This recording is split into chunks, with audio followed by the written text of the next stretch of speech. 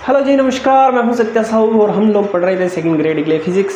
और हमने जो लास्ट टाइम टॉपिक पढ़ा था, जो हमारा करंट टॉपिक चल रहा है, वो है लॉज ऑफ मोशन, यानी कि गति के नियम, जिसके अंदर हम लोगों ने तीनों गति के नियम पढ़ लिए थे, न्यूटन बाबा के द्वारा दिए गए थे। और हम लोगों ने रॉकेट को भी उड़ा दिया था और इसके साथ के साथ हमने आभासी भार, यानी कि जो त्वरण के कारण जो भार उत्पन्न होता है, उसके बारे में भी पढ़ लिया था। आज का हमारा टॉपिक होने वाला है संवेग। संवेग के बारे में हम लोगों ने वैसे तो पिछली क्लास में पढ़ लिया था। संवेग क्या होता है, इसको पी वेक्टर से डिनोट करते हैं हम लोग, और ये पी वेक्टर बराबर होता है आपके एम वी वेक्टर, यानी द्रव्यमान तथा वेग का गुणनफल आपके क्या कहलाता है, संवेग। ये द्रव्यमान, ये वेग, दोनों का गुणनफल किया मैंने, तो आपके क्या आया, संवेग। इसका मात्रक यानी कि यूनिट, अगर यूनिट की बात की जाए तो एम यानी kilogram mass, V velocity, velocity का मात्रक आपके होता है मीटर पर सेकेंड, मीटर पर सेकेंड। अगर मैं इसकी विमा की बात करूं, किसकी बात करूं, विमा। ये देखो, मात्रक और विमा हम लोगों ने पहला ही चैप्टर पढ़ा था, यूनिट एंड डायमेंशन, मात्रक एवं विमा। उसके अंदर हम लोगों ने अच्छे से डिटेल से बात की थी कि किसी भी जो राशि, भौतिक राशि होती है, उसकी मात्रक कैसे निकालते हैं, उसकी विमा कैसे निकालते हैं। ये आपके क्या होती है, एक व्युत्पन्न राशि होती है, पहले चैप्टर के साथ में अगर लिंक किया जाए। और इसकी विमा आप निकालो, एम एल टी करो। देखो ये मास, एम फॉर मास, यहाँ पर मास किलोग्राम, किलोग्राम की पावर कितनी है, एक, ये एक। एल लेंथ, लेंथ को किस में मापते हैं, मीटर के अंदर, मीटर की पावर कितनी है, एक। टाइम, टाइम क्या होता है, सेकंड में मापते हैं, सेकंड की पावर कितनी है, -1। -1 क्यों, मैंने पहले चैप्टर में बताया बड़े अच्छे से। नीचे है, ऊपर जाएगा तो पावर -1 हो जाएगी, ये आपकी क्या हो जाएगी, -1। ये आपका इसका मात्रक, ये हो गई विमा। अब देखो, ये चीज़ हम लोगों ने पिछले वाले लेक्चर के अंदर पढ़ ली थी, ये आपको इस वाले वीडियो के अंदर अलग से मिला कि मात्रक और विमा क्या होता है संवेग का। ठीक है, अगर अब जब हम ये चीज़ पढ़ेंगे, उससे पहले हम लोगों को एक चीज़ पढ़ लेनी चाहिए, और वो है संवेग में परिवर्तन। किसमें, संवेग में परिवर्तन। क्वेश्चन जो आता है ना संवेग से रिलेटेड, वो इसी पे आता है। एक जो हम कार्य ऊर्जा प्रमेय पढ़ेंगे 5वें चैप्टर के अंदर, जो अपना नेक्स्ट चैप्टर होने वाला है, वर्क एनर्जी फोर्स, कार्य ऊर्जा और शक्ति वाला, उस चैप्टर के अंदर आपके कार्य ऊर्जा प्रमेय आती है। उससे या तो फिर आपका उस टाइम पर उससे जो आपके संवेग वाला जो क्वेश्चन बनता है उससे बनता है, या फिर आपके संवेग वाला यहाँ पर संवेग में परिवर्तन से बनता है। यहाँ से देखो, संवेग में परिवर्तन कैसे करोगे, आपको एक क्वेश्चन दिया होगा, एक क्वेश्चन में आपको एक गेंद दे दी होगी, और उस गेंद को आपको एक दीवार पे मारना है। ये आपके कोई दीवार है, इस दीवार पर मैंने इस गेंद को मारा, ऐसे फेंका, ये इसकी डायरेक्शन है वेलोसिटी की, u वेग से फेंका तो ये u वेक्टर है, इसका द्रव्यमान m है। ये इससे टकराई और टकरा कर वापस लौट गई, द्रव्यमान चेंज नहीं हुआ, लेकिन वेलोसिटी चेंज हो गई और v वेक्टर हो गई। डायरेक्शन पहले इस डायरेक्शन में जा रही थी, फिर टकरा कर विपरीत दिशा में आई। अब क्वेश्चन में ऐसा दिया होगा कि जब आप गेंद को फेंकोगे, वो ऊर्ध्वाधर दीवार से थीटा कोण बनाते हुए जाएगी। ये आपका थीटा कोण है। अगर ये थीटा कोण, तो ये भी कितना हुआ आपके थीटा कोण। अगर मैं यहाँ पर एक लंब डाल दूँ, ठीक है, ये पूरा अगर 90 डिग्री, यहाँ से यहाँ तक का एंगल 90 डिग्री का है, ये आपकी थीटा है, तो ये बचा हुआ कोण कितना होगा आपके 90 माइनस थीटा। और इधर भी सेम बचा हुआ कोण कितना हो जाएगा, 90 माइनस थीटा। ठीक है, अब ये आपके क्या होता है, संवेग एक सदिश राशि होती है, मैंने पहले भी बताया, संवेग पी वेक्टर यानी एक सदिश राशि होती है। अगर संवेग सदिश राशि है तो इसका जो परिवर्तन निकालोगे आप, कैसे निकालोगे, तो इसका हम क्या कर सकते हैं, घटक निकाल सकते हैं। ये जो आपका संवेग आया P1 वेक्टर, और लौटने के बाद में आपका संवेग था P2 वेक्टर, तो P1 वेक्टर के घटक निकाल दो और P2 वेक्टर के भी घटक निकाल दो, और उन घटकों के अंदर जो आपके अंतर आएगा उसको हम क्या मान सकते हैं, संवेग में अंतर।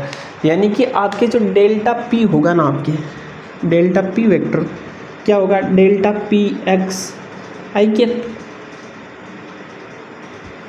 Plus delta P y j cap.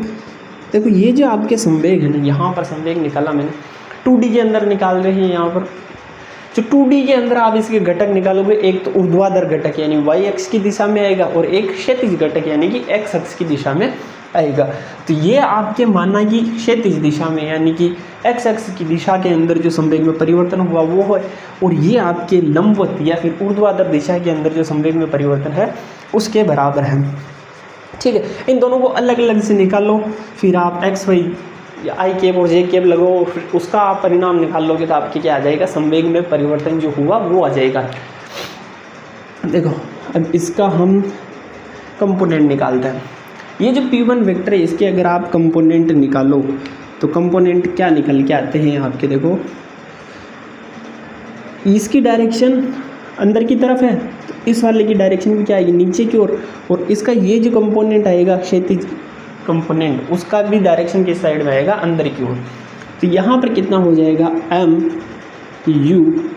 अब देखो यहाँ पर मैं थीटा ले रहा हूँ कंपोनेंट निकालने के लिए, मैं ये वाला थीटा लूँगा, ये वाला नहीं ले रहा हूँ, मेरी मर्जी नहीं है। ठीक है, वो सोल्व करने में सही रहेगा। ये वाला थीटा लेके चल रहा हूँ मैं, ये वाला नहीं। आप चाहो तो ये वाला लेकर भी कर सकते हो, कोई भी चेंज नहीं आने वाला। फॉर्मूला भले आपके चेंज आ जाए, 90 माइनस, जहाँ पर 90 माइनस थीटा होगा वहाँ पर डायरेक्ट केवल थीटा आ जाएगा आपके, और कुछ भी फर्क पड़ने वाला नहीं है।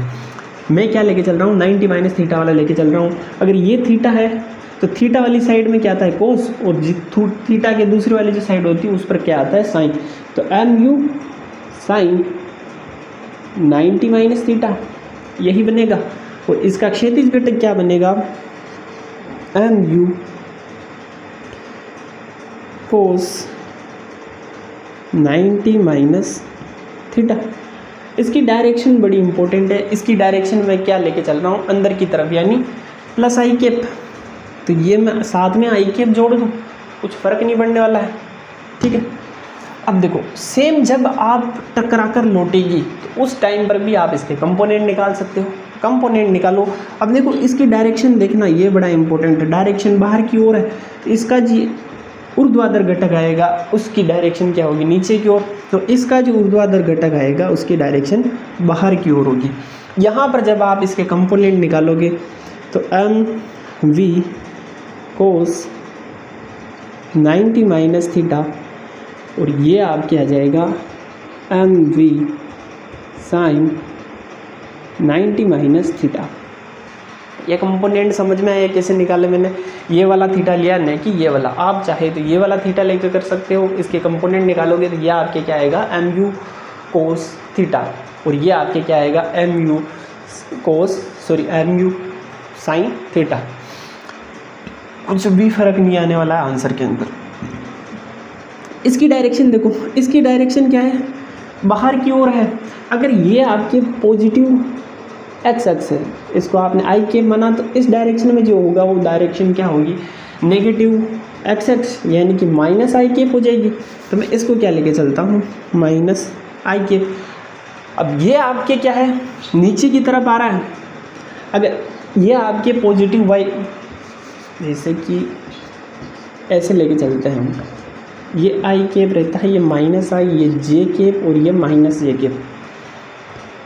नीचे की तरफ आ रहे हो आप, डायरेक्शन ये वाली लगेगी। यहाँ पर नीचे की तरफ आ रहे हो तो यहाँ पर क्या लगेगा, माइनस, कहाँ पर लगूँ, यहाँ पर लगा दूँ माइनस जे कैप, आगे चलेगा वैसे।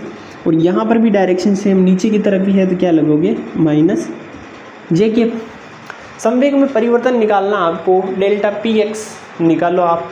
डेल्टा PX यानी कि यहाँ पर जो आपके संवेग में परिवर्तन आया, क्षैतिज दिशा में जो आपके संवेग में परिवर्तन आया वो निकालो, और जो आपकी ऊर्ध्वाधर दिशा के अंदर जो संवेग में परिवर्तन आया वो निकालो। तो डेल्टा PX कितना हो जाएगा आपके, इसमें से इसको घटा दो, किसी दोनों में से किसी एक को घटा दो। जनरली हम क्या करते हैं, अंतिम माइनस प्रारंभिक करते हैं। तो अंतिम ये रहा, इससे प्रारंभिक माइनस कर दो आप, क्या हो जाएगा आपके, माइनस आई MV कोस 90 माइनस थीटा, माइनस ये आपके प्रारंभिक हो जाएगा आई MU कोस 90 माइनस थीटा। ठीक है, दोनों में से आप माइनस कॉमन ले लो, माइनस कॉमन लेके आप इसका परिणाम ले लो। तो डेल्टा पी एक्स कितना हो जाएगा, परिणाम लिया आपने तो माइनस कॉमन लिया, चलो पहले माइनस कॉमन ले लो, उलझ जाओगे। माइनस आई कॉमन लिया आपने, यहाँ पर बचा M V cos 90 minus theta, ये प्लस माइनस तो कॉमन ले लिया मैंने, M U cos 90 minus theta. अब इसका परिणाम लिया मैंने डेल्टा पी एक्स का परिणाम, तो ये आपके आया, परिणाम जब लेते हो तो आपके नेगेटिव साइन हट जाता है और पॉजिटिव आ जाता है, तो आपके निकल के आया M V cos 90 minus theta plus M U cos 90 minus theta, ये आया डेल्टा पी एक्स। अब डेल्टा पी वाई आप निकालो अगर, तो डेल्टा पी वाई कितना होगा, एक सेकंड में इसके अंदर इंक डाल देता हूँ और फिर कंटिन्यू करते हैं। हाँ, तो कहाँ थे हम लोग, हमारे को निकालना था डेल्टा पी वाई, यानी कि जो आपके ऊर्ध्वाधर घटक है, हाँ ऊर्ध्वाधर घटक है, उसके बारे में निकालना। डेल्टा पी वाई किसी एक से अनंति माइनस प्रारंभ कर दो, इसमें से आपको इसको माइनस करना, तो क्या हो जाएगा आपके M V sine 90 minus theta minus, फिर आपको ये minus J M U sine 90 minus theta करना है। यहाँ पर भी सामने माइनस ये चल रहा है, ये माइनस माइनस प्लस, तो कितना हो गया आपके जे एम यू, इसको आगे लेके आ रहा हूँ मैं, साइन 90 माइनस थीटा, और ये पीछे जाएगा आपके, तो minus J M V sine 90 minus theta.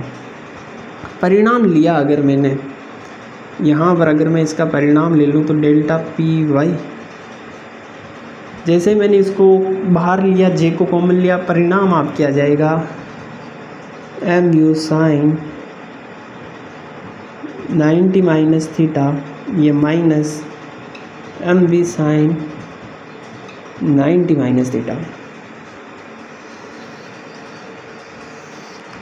ये आपके डेल्टा पी एक्स आया, ये आपके डेल्टा पी वाई आया। आप इसके साथ में आई कैप लगाओ, इसके साथ में जे कैप लगाओ, और क्या कर दो, दोनों को जोड़ दो, तो आपके क्या आ जाएगा, संवेग में परिवर्तन का सदिश रूप आ जाएगा, और उसका आप परिणाम निकालोगे तो आपके क्या पास में क्या आ जाएगा, जो संवेग में परिवर्तन हुआ उसका परिणाम आ जाएगा। अब यहाँ पर एक दो स्पेशल केस बनते हैं, उन स्पेशल केस के बारे में बात कर लेते हैं कि इसके अंदर क्या क्या कंडीशन बन सकती है।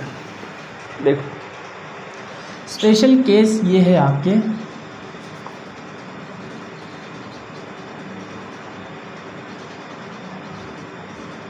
स्पेशल केस आपके ये है कि अगर आपने जिस वेग से गेंद को फेंका है, टकराने के बाद में गेंद वापस उसी वेग से आ जाए, यानी कि if v is equals to u वेग, दोनों का परिणाम अगर समान हो, जिस वेग से आपने फेंका और उसी वेग से वापस लौट कर आ जाए, तो आपके क्या हो जाएगा,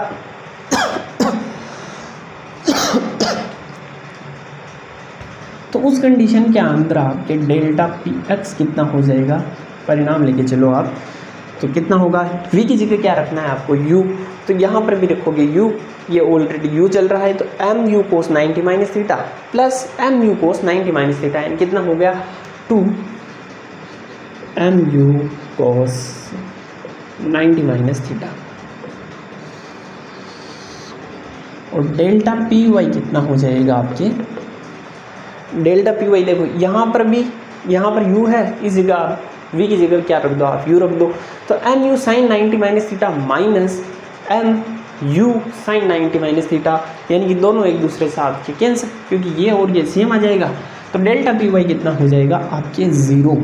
तो जब आप किसी भी गेंद पिंड को फेंकते हो, u वेग से फेंकते हो और वो वापस उसी वेग से लौट कर आ जाए, तो उस कंडीशन के अंदर जो उस पिंड के संवेग में परिवर्तन होगा वो क्षैतिज परिवर्तन होगा, न कि ऊर्ध्वाधर परिवर्तन होगा। ऊर्ध्वाधर घटक के अंदर संवेग में परिवर्तन 0 होगा। तो आपके टोटल जो संवेग में परिवर्तन आया वो कितना आया, यही होगा। ठीक है, अगर यही हुआ तो इसका परिणाम निकालोगे तो क्या आएगा, ये आएगा परिणाम डेल्टा पी एक्स, यही आएगा।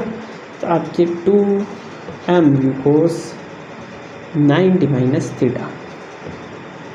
ठीक है, ये रहा आपके संवेग में परिवर्तन। इसको हम थोड़ा सा आगे फर्दर और सोल्व करें तो इसी के अंदर ये जो आपने केस बनाया स्पेशल केस, इस स्पेशल केस के अंदर ही एक और केस बना सकते हैं हम कि if theta is equals to 90 degree हो। यहाँ पर जब आप गेंद को फेंकते हो तो बिल्कुल लंबवत फेंकते हो गेंद को, तो टकराकर वापस उसी कोण पे यानी कि लंबवत यानी 90 डिग्री के कोण पर ही आने वाली है। थीटा बराबर आपको क्या लेना है, 90 डिग्री लोगे, यहाँ पर 90 रखोगे तो थी कोस 90 माइनस 90 यानी कि कोस 0, और कोस 0 की वैल्यू कितनी होती है 1। तो उस कंडीशन के अंदर आपके डेल्टा पी बराबर कितना हो जाएगा 2mu। और ये ही हम ज़्यादातर संवेग में परिवर्तन के लिए यूज़ करते हैं। क्वेश्चन मैक्सिमम टाइम इस पर बनते हैं या फिर हद से ज़्यादा इस पर बन सकते हैं, लेकिन ये और ये समझने के लिए हमारे को ये इतना कुछ समझना पड़ा। इन सारी चीज़ों के बिना ये फॉर्मूला कहाँ से है पता ही नहीं चलता। तो ये फॉर्मूला याद रखना है और ये फॉर्मूला याद रखना है। जब ये फॉर्मूला कब याद रखना है, जब आपको थीटा जो दे रखा है ना वो कहाँ से दे रखा है, ऊर्ध्वाधर यानी कि जो आपकी दीवार है उससे थीटा दे रखा है, तब आपको ये फॉर्मूला लगाना है। अगर उससे नहीं दे रखा है तो आपको क्या करना, उसको याद कर लेना तो फिर फॉर्मूला लगाना है। ठीक है, कैसे करोगे, 90 माइनस जो दे रखा है उसका माइनस कर दोगे। अगर माना कि ये वाला कोण दे रखा होगा और ये फाइंड करना है आपको, तो क्या कर सकते हो, 90 माइनस थीटा वो ये वाला आ जाएगा, फिर वापस आपको 90 माइनस थीटा यहाँ पर करना ही पड़ेगा तो आपके सोल्व हो जाएगा। ये जो हम संवेग में परिवर्तन पढ़ते हैं ना, काफ़ी तो क्या, जब बचपन में 11-12 पढ़ी थी तब भी हम लोगों ने वहाँ पर पढ़ा था, और फिर ये पढ़ी हम 11th का मैटर ही रहे थे। तो जब हम 12th के अंदर अणुगति की सिद्धांत पढ़ते हैं, 11th या 12th शायद पता नहीं, अणुगति की सिद्धांत पढ़ते हैं तो उसके अंदर भी हम संवेग में परिवर्तन निकालते हैं। वो कितना लेके चलते हैं, 2mu ही लेके चलते हैं। और जो आपके अणुगति की सिद्धांत होता है वो तो केमिस्ट्री और फिजिक्स दोनों के अंदर आता है, थर्मोडाइनमिक्स के अंदर। ठीक है, तो ये आपके क्या आया, संवेग के अंदर परिवर्तन आया। इसको आप छाप लो मेरे हिसाब से। फिर हम क्या करते हैं, इससे रिलेटेड एक छोटा सा प्यारा सा नन्ना सा मुन्ना से क्वेश्चन कर लेते हैं, और उस क्वेश्चन के बाद में हम लोग नेक्स्ट टॉपिक पर चलते हैं।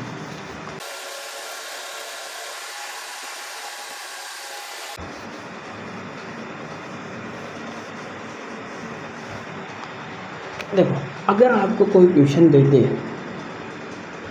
कि आपने कोई एक गेंद फेंकी दीवार से 30 डिग्री कोण बनाते हुए या ऊर्ध्वाधर से 30 डिग्री कोण बनाते हुए, जिसका वेग आप लेके चल रहे हो 30 मीटर पर सेकंड, और उसका द्रव्यमान आपको दे रखा है 0.02 किलोग्राम, यही दे रखा है, और वो टकरा कर लौटती है थीटा डिग्री के एंगल पर, यानी 30 डिग्री के एंगल पर ही लौट जाती है आपके, और उसका वेग समान ही रहता है, यानी 30 मीटर 30 मीटर पर सेकेंड, 0.02 kg इसका द्रव्यमान के अंदर कोई चेंज नहीं होता। तो अब आपको क्या निकालना है, संवेग के अंदर परिवर्तन निकालना है।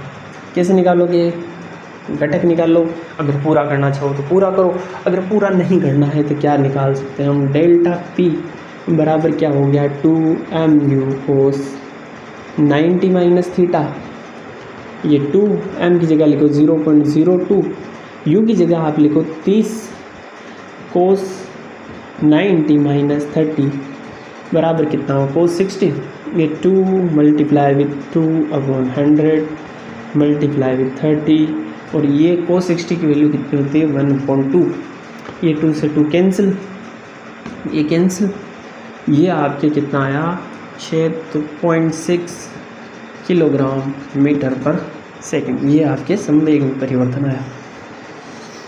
इतनी सी बात समझ में आई अगर आपको, तो आगे चलते हैं, नेक्स्ट टॉपिक पर हम मूव करते हैं।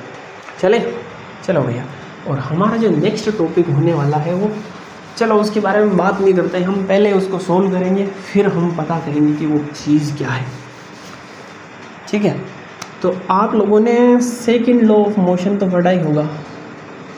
सेकंड लॉ, गति का दूसरा नियम क्या कहता है? dp upon dt is equals to F force.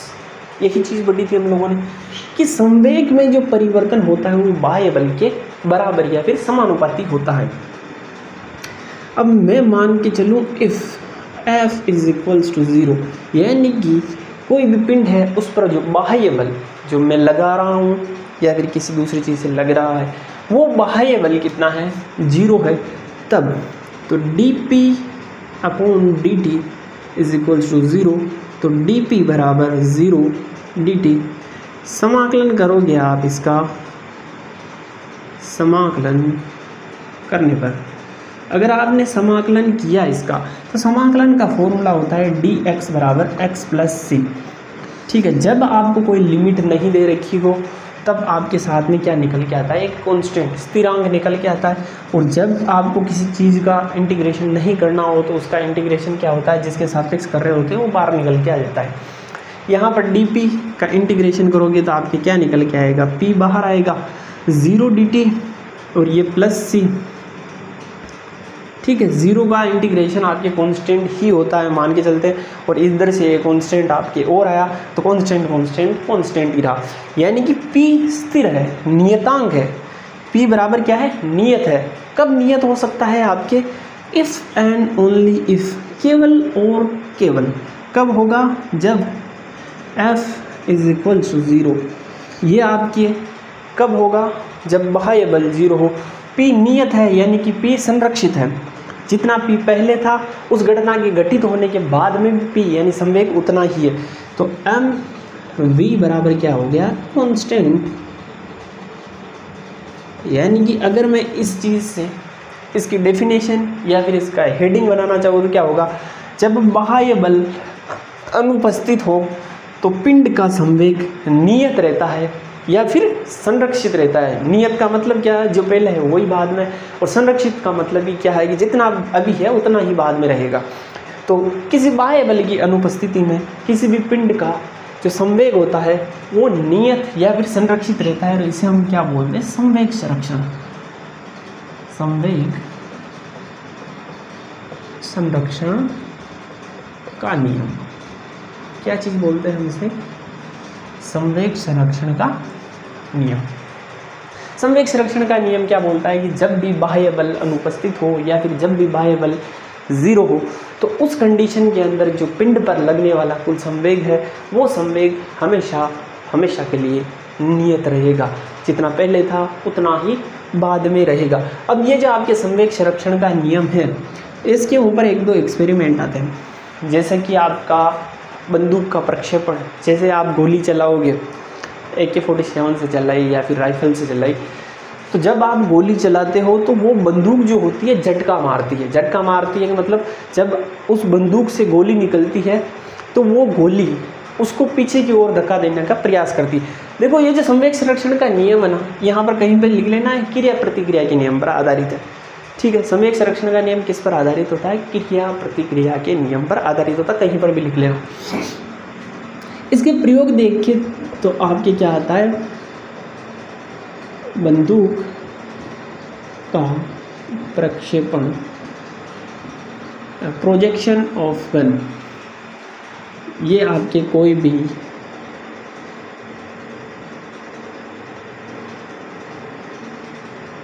ठीक है, पेंटर नहीं हूँ मैं, ऐसे ये जब आपके यहाँ से कोई बंदूक चली, इससे निकली एक गोली,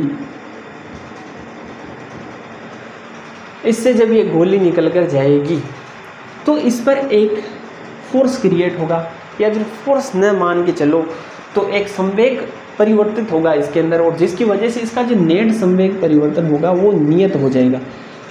इस पर कोई एक्सटर्नल फोर्स नहीं लग रहा है और इस पर अगर कोई एक्सटर्नल फोर्स नहीं लग रहा है तो इसका संवेग क्या हो जाएगा, संरक्षित।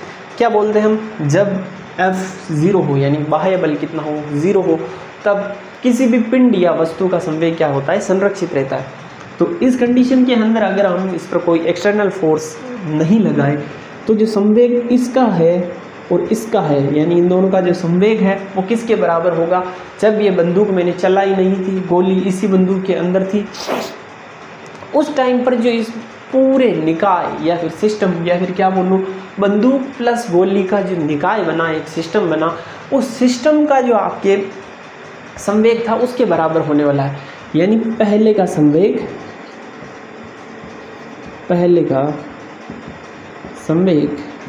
बराबर बाद का संवेग। ठीक है, अगर मैं इस बंदूक का द्रव्यमान कैपिटल M मानूं और इस गोली का द्रव्यमान स्मॉल m मानूं, इस बंदूक का वेग कैपिटल V वेक्टर मानूं,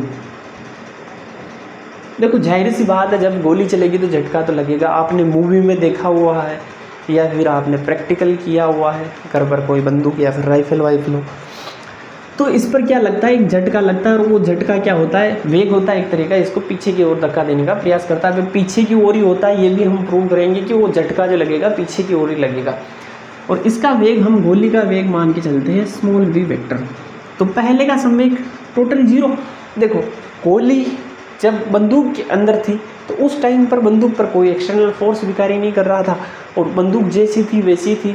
उस टाइम पर अगर आप संवेग निकालो तो बंदूक और गोली का वेग कितना था उस टाइम पर, टोटल 0 था। अब द्रव्यमान कितना ही हो, वेग 0 हो तो संवेग कितना हो जाएगा, 0। बाद का संवेग, ये संवेग और इसका ये वाला संवेग, तो कैपिटल M और ये capital V vector plus small m और ये आपके स्मॉल v वेक्टर।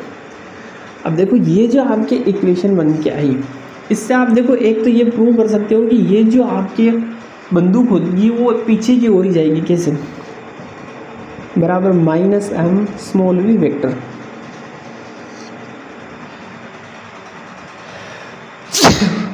सॉरी, द्रव्यमान दोनों का कांस्टेंट है। अगर दोनों कांस्टेंट है तो ये वेलोसिटी का v वेक्टर और ये वेलोसिटी का v वेक्टर दोनों बराबर है। कब है, जब माइनस भी है साथ में। माइनस का मतलब क्या है, डायरेक्शन एक दूसरे की चेंज है। अगर ये आगे की तरफ जा रहा है तो पीछे की तरफ, पीछे की तरफ तो ये आगे की तरफ। कुल मिला के दोनों एक दूसरे से विपरीत दिशा के अंदर गति करेंगे, यानी कि दोनों के जो संवेग होंगे उनकी डायरेक्शन भी एक दूसरे के विपरीत ही होगी। क्वेश्चन आएगा तो आपको क्या दी होगी, इनमें से 3 चीज़ें दी होगी। बंदूक का द्रव्यमान दे दिया जाएगा, गोली का वेग दे दिया जाएगा और गोली का द्रव्यमान दे दिया जाएगा। और उस कंडीशन के अंदर आपको पूछ लिया जाएगा कि जो बंदूक है उसका वेग कितना होगा, वह किस वेग से पीछे की ओर जाएगी। इससे रिलेटेड कोई क्वेश्चन आता नहीं है। इसका जो कॉन्सेप्ट है उससे बेस्ड क्वेश्चन आ सकता है कि ये किस पर आधारित है। एक तो संवेग संरक्षण के नियम पर आधारित है, और संवेग संरक्षण का जो नियम होता है वो किस पर आधारित होता है, क्रिया प्रतिक्रिया के नियम पर आधारित होता है। इसको मिटाता हूँ मैं, और इसके बाद में हम एक संवेग से रिलेटेड एक छोटा सा क्वेश्चन कर लेते हैं, ठीक है।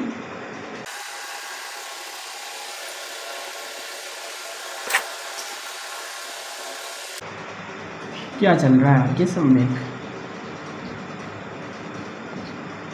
देखो आपके संवेग P बराबर क्या होता है, mv, और काइनेटिक एनर्जी या फिर गतिज ऊर्जा, क्या बोल सकते हो आप, गतिज ऊर्जा।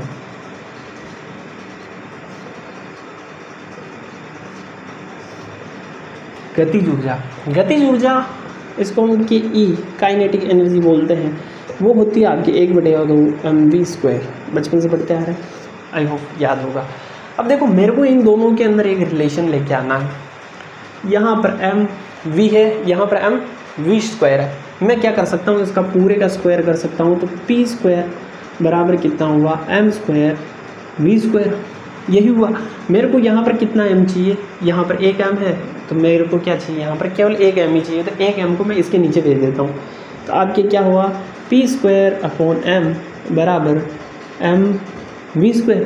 अब यहाँ पर मेरे को क्या चाहिए, 2, तो दोनों साइड में 2 का भाग दे दूँ तो ये आपके क्या आ गया, 2।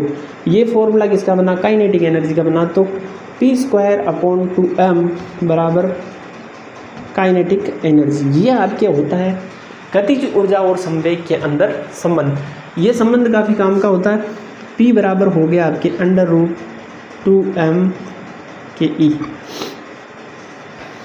ठीक है, इस पे बड़े क्वेश्चन आते हैं। बड़े का मतलब लेंथ में बड़े नहीं, काफ़ी ज़्यादा क्वेश्चन बनते हैं इससे। अगर आपके क्वेश्चन बनता है संवेग से रिलेटेड कोई, तो इससे बन सकता है आपके।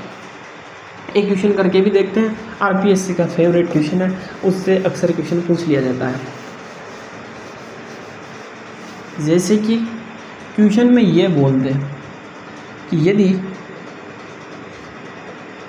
संवेग को 100% बढ़ा दिया जाए,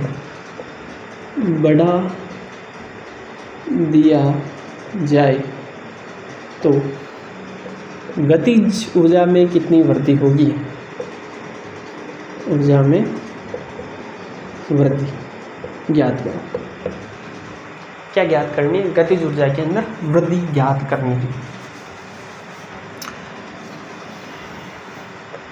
सॉल्यूशन इसका बड़ा सा सिंपल सा सॉल्यूशन है।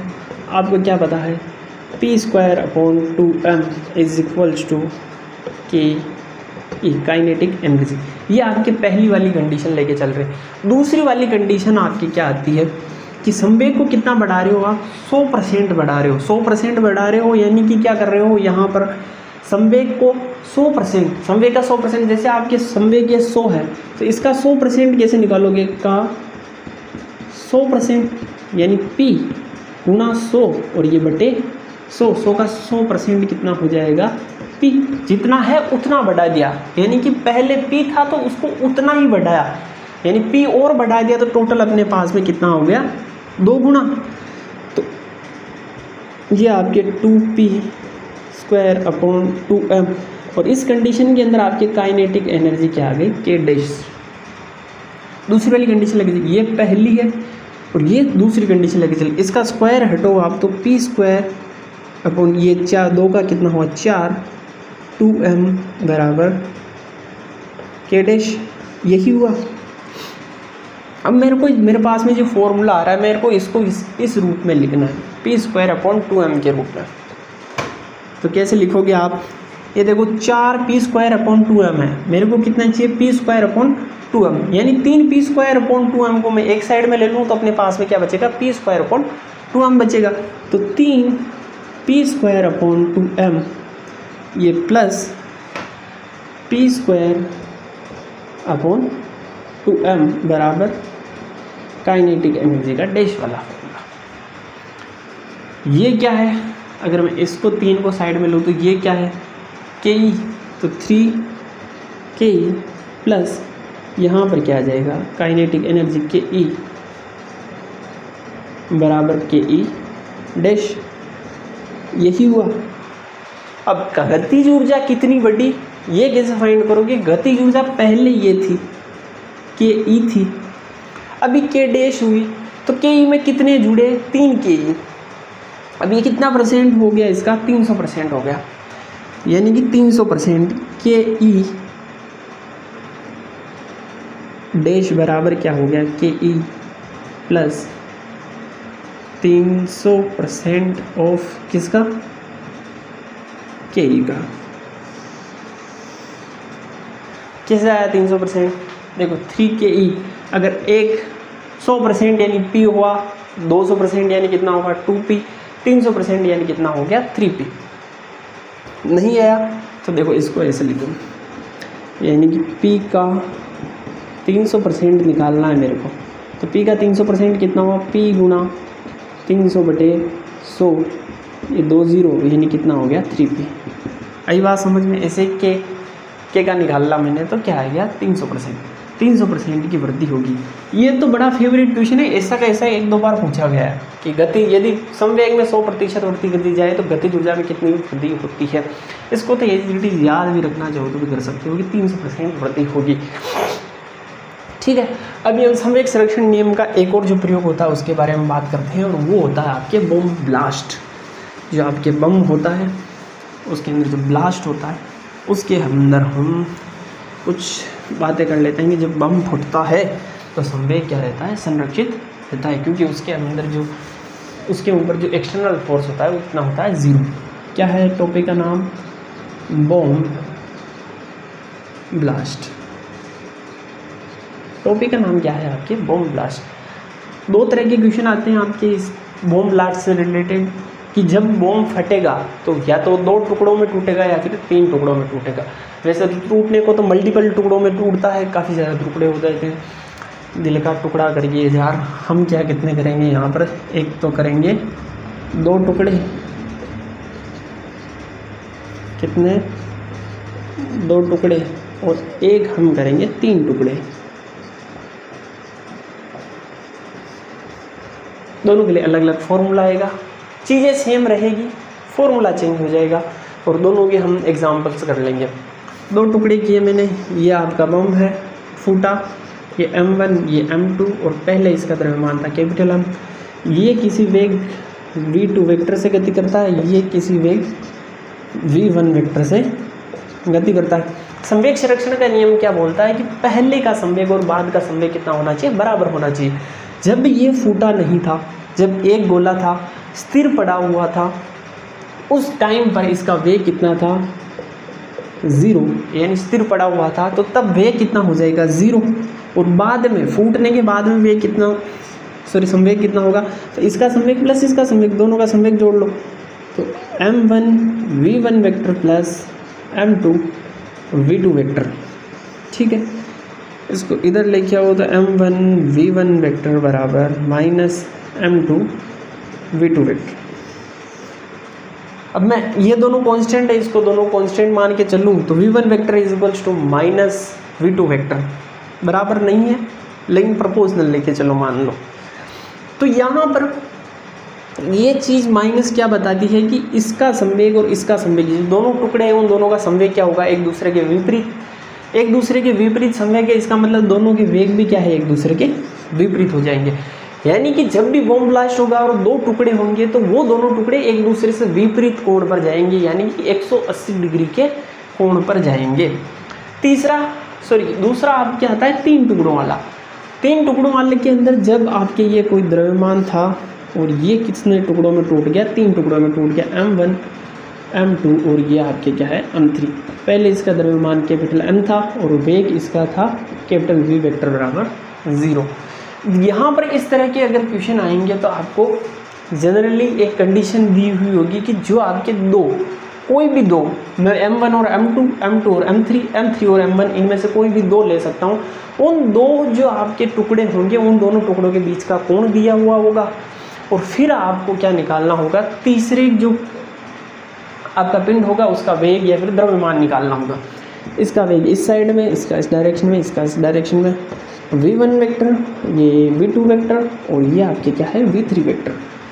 संवेग संरक्षण का नियम क्या बोलता है? टोटल संवेग संरक्षित रहेगा, यानी पहले जितना था बाद में उतना ही रहेगा। 0 बराबर हो गया आपके P1 vector plus P2 vector plus P3 vector. अभी कैसे निकालना है आपको वो जरा गौर से देखना। P1 वेक्टर बराबर कितना आ गया आपकी? Minus of P2 vector plus P3 vector. किसी एक को एक डायरेक्शन के अंदर लेके चले जाओ। इन जनरली हम उसी को दूसरी डायरेक्शन के अंदर लेके चलेंगे जिसके बारे में हमने कुछ चीज़ें पूछी हुई हो या फिर जिसका कोण नहीं दिया गया हो। 2 को एक साइड में उन दोनों को रखेंगे जिनके बीच का कोण दिया हुआ होगा। अपने को क्वेश्चन करेंगे तब ज़्यादा क्लियर हो जाएगा। अभी देखो, माना कि इन दोनों के बीच में कोण दे रखा है फलाना थीटा कोण। थीटा कोण पर ये एक दूसरे की गति करते हैं। तो तीसरा जो आपके पिंड होगा, टुकड़ा होगा पिंड का, उसका संवेग कितना होगा? इनका परिणाम निकाल लो। तो ये तो कितना हो गया? P1।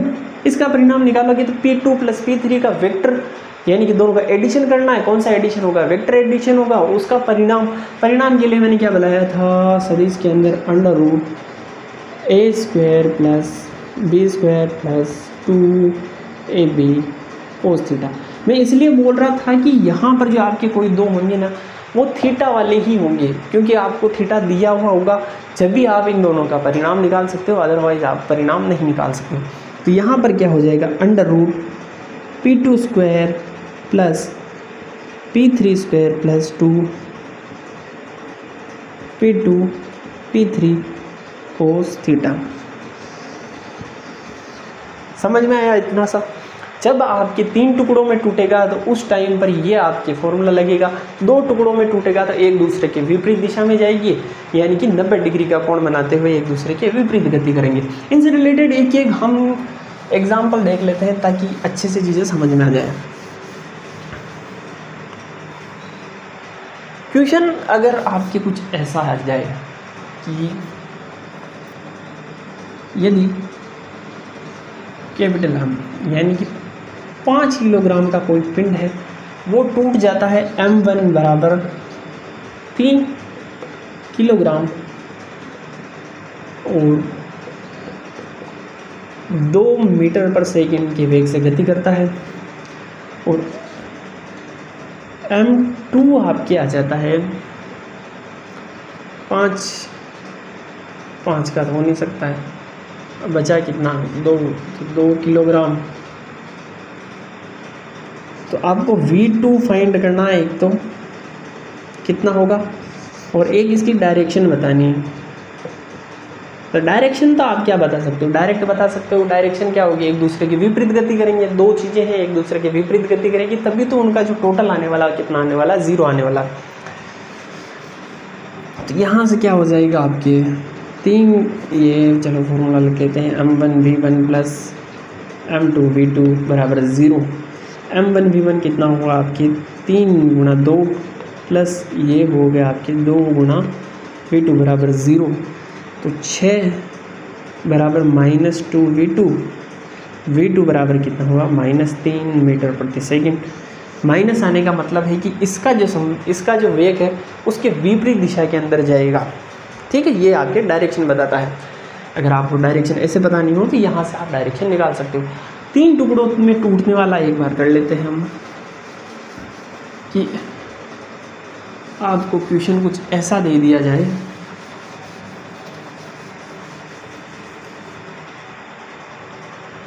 कि आपका कोई पिंड है या फिर शिला है, शिला की जमाने वाली शिला नहीं, शिला, उसका द्रव्यमान 5m है या फिर 5 ही मान के चलो आप, कैपिटल M बराबर 5 kg है और वो 3 टुकड़ों में टूटता है। m1 बराबर 2 kg, m2 बराबर 2 kg और m3 बराबर 1 kg। ठीक है, अगर पहला वाला v1 बराबर 20 मीटर प्रति सेकंड की रफ्तार से जाता है, v2 वाला जाता है, ये आपके जाता है 18 मीटर प्रति सेकंड की रफ्तार से और ये आपके जाता है 8 मीटर प्रति सेकंड की रफ्तार से।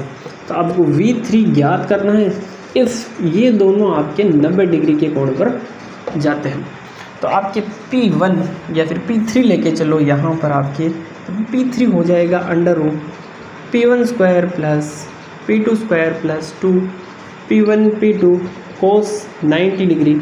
कोस 90 की वैल्यू कितनी होती है 0, तो ये आपके पूरी टर्म 0 हो जाएगी। यहाँ पर आपके P1 स्क्वायर, ये जो आपका P1 निकला 2 गुणा 18 का होल स्क्वायर प्लस 2 गुणा 8 का होल स्क्वायर, ये आपके P3 आया। तो P3 आपके कितना हो जाएगा, इसको आप 4 मीटर प्रति सेकंड लेके चलो, यहाँ पर भी आप 4 लिखो, 4 दूनी 8, 8 का स्क्वायर 64 प्लस ये कितना हो गया 16, 16 का हो गया आपके 256।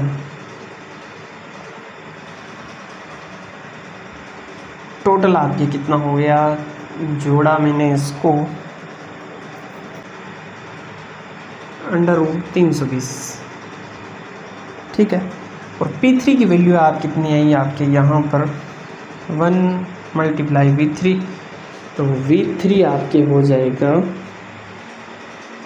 √320 मीटर प्रति सेकंड। ठीक है, ये चीज़ समझ में आई, ये चीज़ समझ में आई तो भैया सबको समझ में आ गया, क्योंकि अपना हो गया चैप्टर ख़त्म। इसी बात पे एक लाइक कर दो। मिलते हैं अगली वीडियो के अंदर, तब तक के लिए जय हिंद।